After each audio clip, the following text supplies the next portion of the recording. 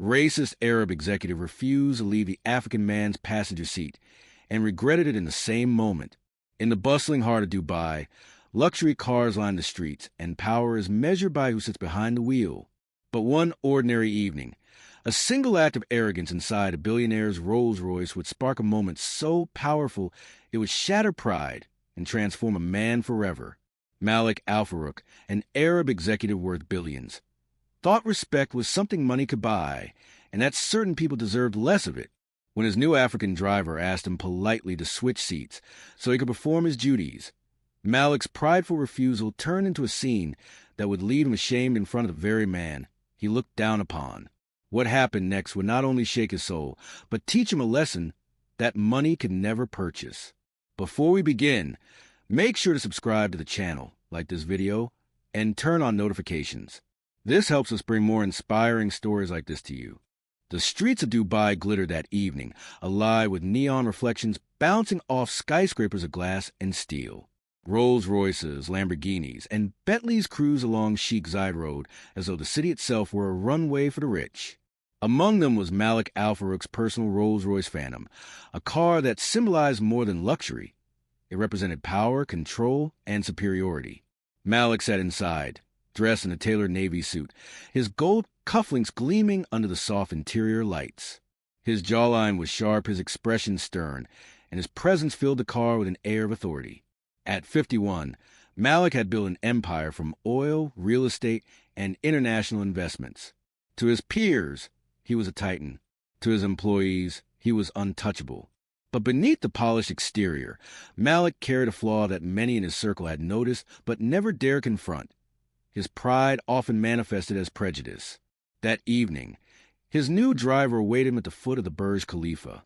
The man's name was Ao Adewale, a tall African immigrant in his early 30s, with broad shoulders and steady eyes. Ao had only recently been hired through prestigious service, and he wore the crisp black uniform with dignity. He wasn't intimidated by the golden towers of Dubai or the men who hid behind their wealth. He had come from Lagos, where life had been harsher, where respect was earned through character rather than coins. As Malik approached, Ao opened the back door with precision. "Good evening, sir," Ao said warmly, his Nigerian accent lacing each word with melody. Malik gave a curt nod, sliding into the back seat. But moments later, he frowned when Ao closed the door and walked toward the driver's seat. The billionaire leaned forward, irritation clouding his face. "Wait," Malik called out sharply. "Where do you think you're sitting?" Ao paused, puzzled. "Sir, the driver's seat," he replied respectfully. Malik's eyes narrowed. "No, that's not what I mean. Why are you touching the front seat at all? You don't tell me where to sit. I ride in the front passenger seat whenever I please. You drive from the other side." Ao blinked, confused by the demand. "Sir, with all respect, I cannot drive from the passenger side. The vehicle isn't built that way. Please, if you take your place in the passenger seat, I will drive you safely home." Malik's pride bristled. He had grown up in a culture where hierarchy was unquestioned. His father had always told him, a man of status never lowers himself. Others adjust to him. And Malik had lived by that creed his entire life. Tonight would be no exception. "I will not move," Malik said coldly, planting himself firmly in the leather of the passenger seat. His voice carried the weight of finality. "You adapt to me. That is your job." For a moment, silence filled the car. Ao stood outside, one hand on the open driver's door, his gaze steady and calm. He could have argued. He could have refused. But instead, he inhaled deeply, gathering patience. His years in Lagos had taught him that anger only fueled disrespect, and respect, even when undeserved, sometimes uncovered truth. "Sir," Ao said softly, "my duty is to drive you, but to drive you safely. You must allow me to sit where the wheel is. You asked me to serve you. Let me do it with dignity." The words pierced Malik in an unexpected way. His chest tightened, though he refused to show it. He had heard hundreds beg for his approval before, men willing to humiliate themselves to gain his favor. But this African man wasn't begging. He was asking for dignity. Malik's pride wanted to lash back, to remind this driver of his place. But something in Ao's calm eyes unsettled him. They were not the eyes of a servant. They were the eyes of an equal, maybe even a mirror reflecting Malik's own arrogance back at him. The executive shifted uncomfortably. Outside, a couple walking past glanced curiously at the luxury car and the standoff taking place. Malik felt a flicker of shame rise in his chest. The great Malik Al-Farouq, billionaire of Dubai, was being exposed, not by the media, not by competitors, but by his own pride inside his own car. In that exact moment, regret struck him like lightning. He saw himself through Ao's perspective, an old man in an expensive suit, clinging to control in a way that made him smaller, not greater. Still, Malik hesitated, trapped between the chains of his ego and the whisper of his conscience. Finally, with a frustrated sigh, he moved back into the rear seat where he belonged. "Drive," he muttered, avoiding Ao's eyes. Ao closed the door, settled into the driver's seat, and started the engine. His hands rested steady on the wheel, his posture upright, as though nothing had happened. But Malik knew something had changed. For the first time in years, Malik felt the sting of humiliation. Not because Ao had disrespected him, but because he had disrespected himself. And as the car glided to the shining streets of Dubai, he realized this was only the beginning of a lesson he would never forget. The city outside sparkled as always, but for Malik, the night no longer glittered with the same prideful glow. His wealth seemed smaller, his power dimmer, compared to the quiet dignity of the man now guiding his car.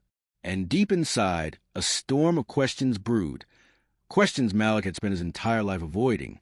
The night drive was silent, broken only by the hum of the Rolls-Royce's powerful engine. Malik Al-Farouq leaned back against the leather seat, staring at the skyline through the tinted glass. He should have felt as he always did, untouchable, sovereign in his wealth, but his chest carried a heaviness he couldn't shake. The moment with Ao replayed in his mind like an echo that refused to fade. Every time Malik tried to dismiss it, the image returned. His refusal to move, his arrogance displayed like a crown of shame, and the steady eyes of his African driver that had seen through him. Regret festered in his stomach. For the first time in years, Malik found himself questioning whether power and pride had become his greatest chains.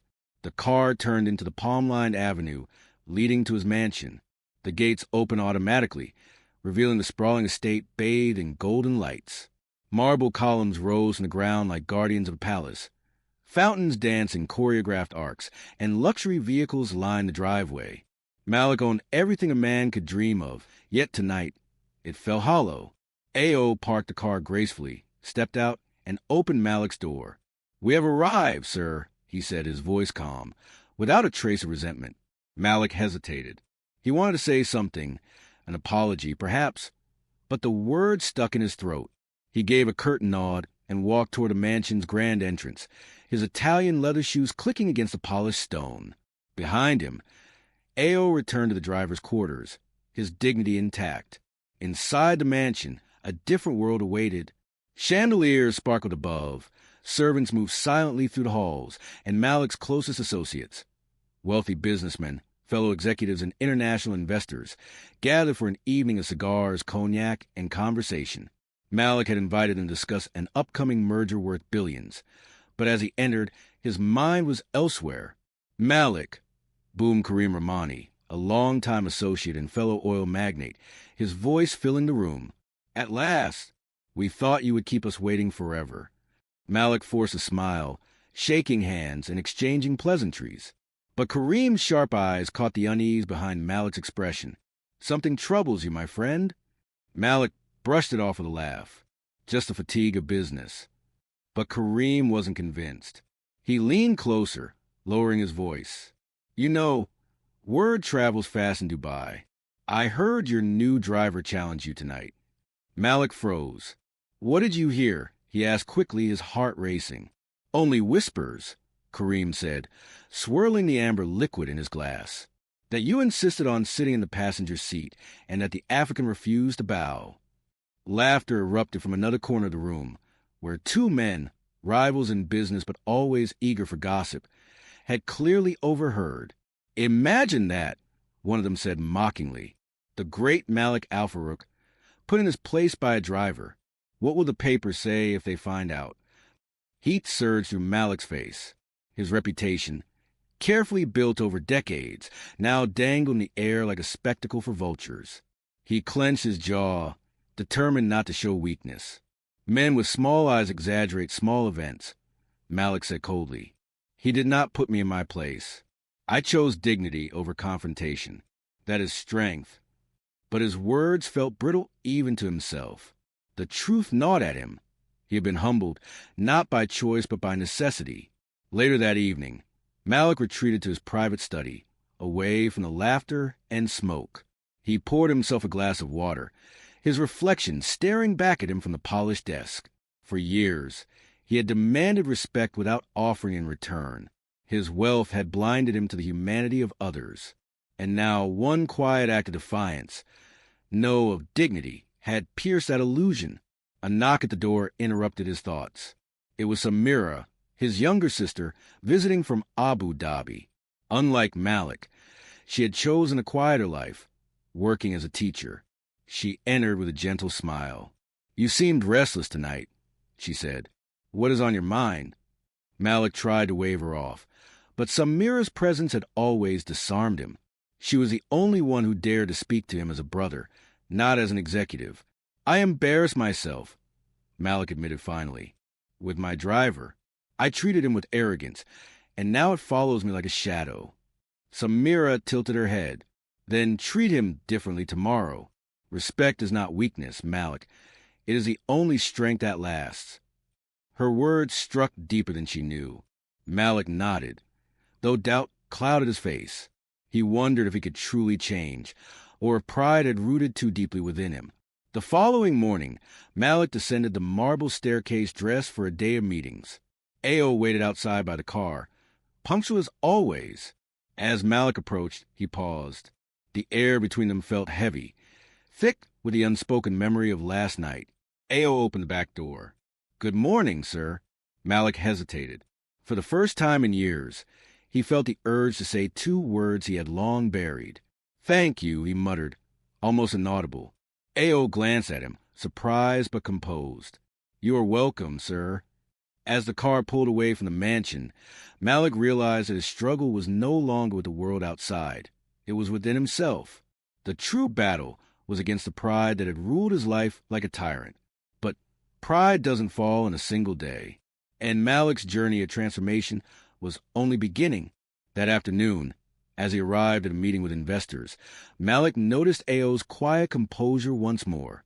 In a room filled with men who bowed to his wealth, it was the dignity of his driver that haunted him most. And then came the moment he least expected, an external challenge that would test not only his business empire, but the fragile seed of humility growing in his heart. 2 days later, Malik Al-Farouk's name exploded across the financial press. It wasn't about the billion-dollar merger he'd been preparing, nor about a successful investment. Instead, a rumor had found its way into the spotlight. The headline glared from a leading Middle Eastern business blog. "Billionaire refuses to leave passenger seat. Clash with African driver raises questions about respect." Malik nearly dropped his phone when he saw it that morning. His hand trembled as he scrolled through the article. The piece described in surprising detail the confrontation inside his Rolls-Royce, framed as arrogance and prejudice from one of Dubai's most powerful men. How had this gotten out? Only a handful of people knew. He thought back to Kareem, the associates laughing that night, and realized the gossip had escaped like smoke.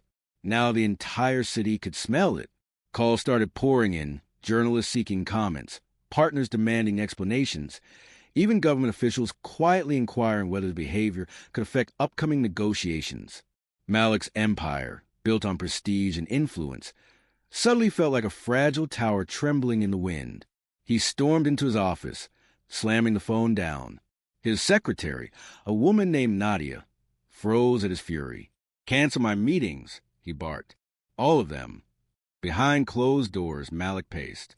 The arrogance that once fueled his rise now weighed like an anchor.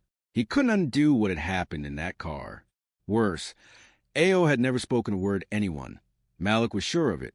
That meant the shame had multiplied not because of Ao, but because of Malik himself, through the eyes of those who mocked him. At that moment, the door opened. Kareem Rahmani walked in unannounced, cigar in hand. "You see, my friend," he said with a sly grin, "this is what happens when pride shows itself too loudly. The city is talking, investors are nervous, and you know how fast markets turn on rumors." Malik glared. "You think this is amusing?" Kareem shrugged. "Not amusing. Strategic. Humility is currency in today's world. Malik, the West looks at every gesture, every headline. If you are seen as a tyrant, they will take their money elsewhere." The word stung. Malik had always viewed pride as strength, but now the very currency of his empire, trust, prestige, image, was slipping. That evening, as the sun sank over the Arabian Gulf, Malik sat once more in the Rolls-Royce. Ao was at the wheel. The silence was heavier than usual. Finally, Malik spoke. "You have heard the news?" "Yes, sir," Ao replied, his eyes fixed on the road. "And—" Malik pressed, half expecting defiance. Ao's voice was calm. "The truth doesn't harm me, sir, but it seems to harm you." The words were simple, yet they cut deeper than any accusation. Malik leaned back, his chest tightening. For years, he had demanded loyalty, obedience, and silence. Yet here was a man who spoke truth without fear. The following day, Malik attended a high-profile charity gala at the Armani Hotel, an event filled with journalists, influencers, and dignitaries. Normally, such evenings were opportunities for Malik to shine. But tonight, every camera seemed to pierce through him. Every whisper reminded him of the headline. As he stood near the entrance, a young reporter approached with a microphone. "Mr. Al-Farouq," she asked boldly, "what do you say about the accusations of racism and arrogance toward your African driver? Do you deny them?" The room hushed. Dozens of eyes turned to him. Malik's pride surged, urging him to lash out, to defend himself with authority. But another voice, the quieter one awakened by Ao, pushed through. He took a breath. "I do not deny my mistake," Malik said, his voice steady but low. "That night, I acted with arrogance. My driver showed me patience, dignity, and respect. More than I showed him. For that, I am ashamed." The room froze in shock. No one had expected the great Malik Al-Farouq to confess, let alone with humility. Cameras flashed. Murmurs filled the hall. And then, slowly, applause broke out. From a few at first, then spreading. Kareem, watching from across the room, scowled. This wasn't the Malik he knew. But others smiled, nodding in approval. Investors, journalists, even rivals. What they saw was not weakness, but transformation. Later that night, Malik returned to his mansion exhausted, but lighter than it felt in years. As the car pulled into the driveway, he leaned forward. "Ao," he said quietly. "Yes, sir." Malik's eyes softened. "I owe you respect. More than that, I owe you gratitude. You reminded me what I had forgotten. That wealth without humility is emptiness." Ao turned, his expression calm but kind. "It is never too late to learn, sir. Respect is not taken. It is given. And it changes both men." Malik leaned back, silence washing over him. For the first time, he understood that the real empire worth building was not towers of steel or accounts of gold, but the unseen kingdom of character. Yet as Malik began to change, forces outside his control were already moving. Kareem, threatened by Malik's newfound humility, plotted quietly in the shadows. And soon, Malik would discover that pride was not his only enemy. Betrayal was waiting just beyond the horizon. The applause from the gala still echoed in Malik Al-Farouq's memory days later. For the first time in decades, he had spoken with humility instead of pride, and the reaction had stunned him. Instead of ridicule, he had received respect. Instead of weakness, people saw strength. But not everyone celebrated. Kareem Rahmani watched from a distance, his envy brewing into something darker. He had always admired Malik's empire, but admiration often turned to resentment. For years, Kareem had wanted to surpass Malik, to claim the spotlight of Dubai's financial world. And now, seeing Malik embraced for his humility rather than mocked for arrogance, Kareem's pride twisted into hatred. This city needs leaders who never bow, Kareem muttered to his assistant one night as he looked out from his penthouse balcony. Malik has forgotten himself. He bends to drivers, to reporters, to peasants. Soon, he will bend until he breaks. That week, Kareem began to move pieces quietly on the chessboard of business. He whispered to investors, suggesting Malik's newfound humility was weakness. He hinted at instability within Malik's companies. And worse, he leaked false documents to the press, papers suggesting Malik's empire was under investigation for fraud. When the stories broke, Malik's phone rang without pause. Journalists demanded answers. Board members called emergency meetings, and partners threatened to pull out of deals. Malik, sitting in his office, felt the pressure tightening like a noose. Nadia, his secretary, entered with a folder. Her face was pale. "Sir, the board wants an explanation. They're questioning your leadership." Malik leaned back, rubbing his temples. Once, he would have exploded with rage, blaming everyone else. But now, he felt something different, responsibility. Still, anger simmered, not at Nadia, not at Ao, but at the invisible hands orchestrating his downfall. He knew Kareem's fingerprints were all over this. That evening, Ao drove Malik home. The car moved silently through the glowing streets, but Malik's mind was loud with thoughts. Finally, he broke the silence. "Do you believe the world punishes those who try to change?" Malik asked suddenly. Ao glanced at him through the rear-view mirror. "No, sir. The world tests them. Change is never free. It demands proof. You spoke words of humility. Now life is asking if you will live them." The truth struck Malik. His transformation was not a speech at a gala. It was a battle yet to be fought. The next day, Malik faced the board. The meeting room, lined with gold accents and panoramic views of the Gulf, felt colder than ever.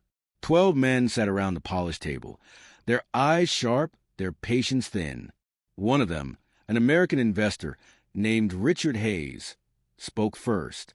"Mr. Al-Farouk, the reports of fraud are damaging. The market believes them. We need reassurance." Another chimed in, "Your sudden shift in public image is confusing. Some see strength. Others see weakness. Which one are you?" Malik stood at the head of the table, his heart pounding. For years, he had led with intimidation, making men fear him. Today, fear would not work. He thought of Ao's words, of Samira's reminder that respect is the only strength that lasts. He took a breath.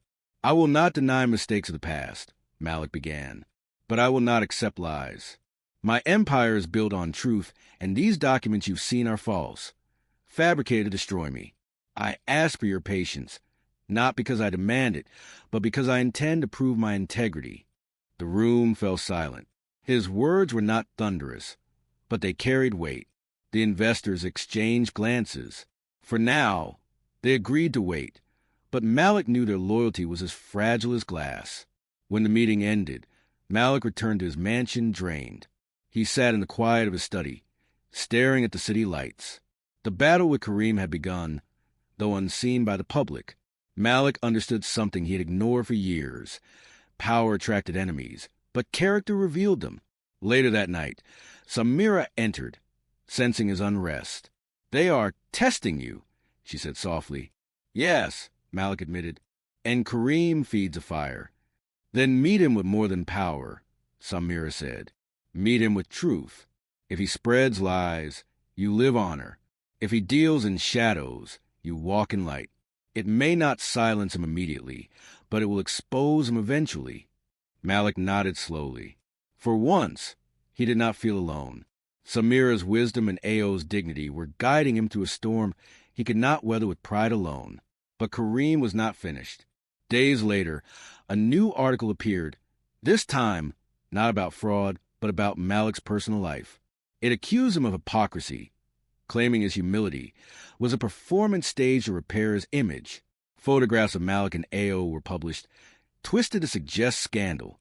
The city buzzed with rumors. Malik's name was once again dragged through the mud. In the driver's quarters, Ao saw the headlines and clenched his fists. He wanted to defend Malik, to tell the world the truth, but he knew Malik had to fight this himself. That evening, Malik sat alone on the terrace of his mansion, overlooking the glittering skyline. His empire, his reputation, even his friendships were under attack. Yet in the quiet, he realized something profound. Kareem was not his greatest enemy. Pride still was. If he let humiliation drive him back into arrogance, Kareem would win without lifting another finger. Malik closed his eyes, the cool desert breeze brushing against his face. For the first time in his life, he prayed, not for wealth, not for victory, but for strength to choose humility even when the world laughed. And as he whispered that prayer, a knock came at the door. Nadia entered, her face tense. "Sir, there's something you must see." Kareem has gone further. He has called for your resignation. Malik's eyes opened, sharp and steady. The storm was no longer distant. It had arrived at his very door. The demand for Malik Al-Farouq's resignation swept through Dubai like wildfire. Newspapers printed Kareem's accusations. Investors whispered betrayal. And the very empire Malik had built over 30 years teetered on the edge of collapse. For the first time in his life, Malik was not feared. He was doubted. The board scheduled an emergency session. Every seat at the long, gleaming table was filled with men who had once bowed to him. Cameras were banned, but the tension in the room promised that what happened would echo across the city. At the head of the table, Malik stood, his hands steady despite the storm inside. Kareem was present, smiling with the arrogance of a man who believed victory was already his. "Malik," he said smoothly, "your time has passed. You've let weakness replace strength. Step down with dignity, or be forced out in disgrace." All eyes turned to Malik. Years ago, he would have erupted in fury, crushing dissent with threats. But today, something deeper guided him. He thought of Ayo's steady eyes, of Samira's wisdom, of the shame that had first opened the door to change. And he realized this moment was not about wealth, nor about titles. It was about the man he chose to be. Malik inhaled slowly. "You say humility is weakness, Kareem. But look at what your pride has built. Lies, betrayal, division. Is that strength? No. Strength is admitting when you are wrong. Strength is treating the lowest man with the same respect as the highest. Strength is standing here, before all of you, knowing the world mocks me, and choosing to live by truth anyway." The room grew still. Even the sound of the air conditioner seemed to fade. Malik continued, his voice low but carrying weight. "If my empire falls because I chose respect over arrogance, then let it fall. Better to lose gold than to lose my soul." A hush swept over the board. For a long moment, no one spoke. Then, to everyone's shock, Richard Hayes, the American investor, leaned forward. "Gentlemen, I've done business across the world. I've seen tyrants who hold power with fear, and I've seen leaders who inspire loyalty with honesty. Tonight, I see the second. I stand with Malik." A murmur rippled through the room. One by one, board members began to nod, their skepticism melting.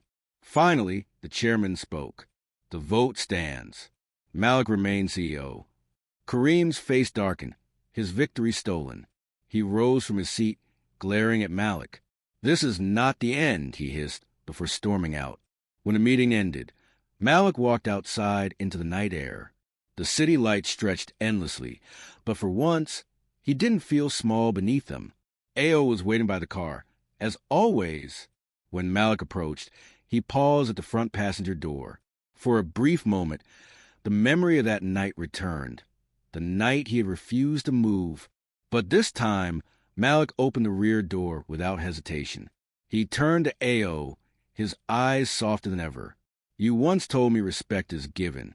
Tonight, I learned it is also earned. Thank you for teaching me."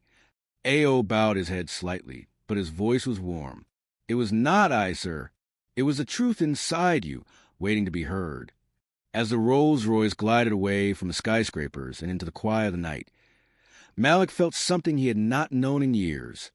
Peace. His empire was safe, but more importantly, his heart was no longer chained by pride. The man who once believed power meant sitting wherever he pleased had discovered a greater truth.